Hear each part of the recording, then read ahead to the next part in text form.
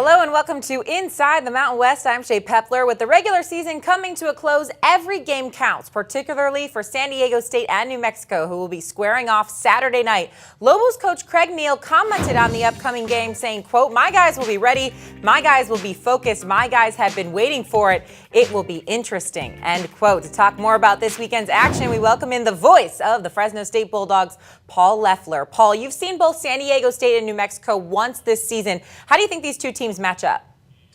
Wow, I think it's going to be really competitive. What a game in the pit Saturday night. It's really hard to figure out who's going to win this. I honestly think a lot of it will have to do with how tightly the game is officiated. If they let a more physical style of play go, I think the Lobos might see San Diego State come in there and steal it. If they call it really tight, I think the Aztecs will have trouble keeping enough guys on the floor to stop New Mexico. Skylar Spencer's really emerged for San Diego State in recent games, and I think his defensive presence could bother Bairstow and Kirk a little bit.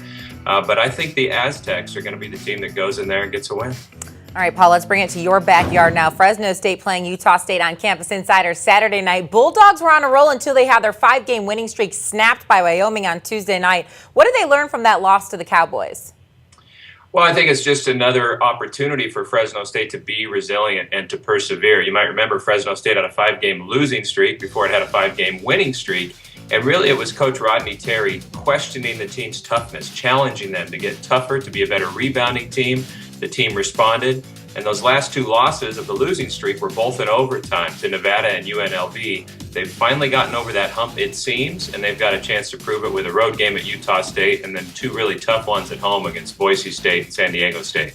Well, Paul, one guy who has stepped up for the Bulldogs is senior Tyler Johnson. He scored in double digits in each of his last 13 games. How much should Rodney Terry lean on him here down the stretch? Well, Tyler has been a tremendous leader for this team. And in that 13-game stretch you're talking about, he's averaged 19.7 a game. Find another player in the conference who's been playing better than Tyler Johnson has during that stretch. When the team needs a bucket, he gets it.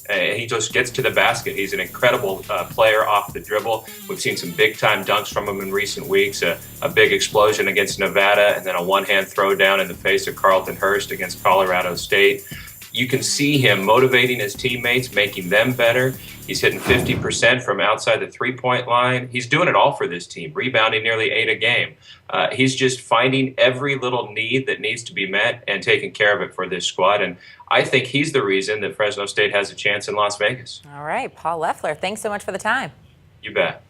A reminder, you can catch that Fresno State-Utah State game only on CampusInsiders.com. Tip-off is scheduled for 6 p.m. Pacific. Thanks so much for watching this edition of Inside the Mountain West. I am Shea Pepler. We'll see you next time.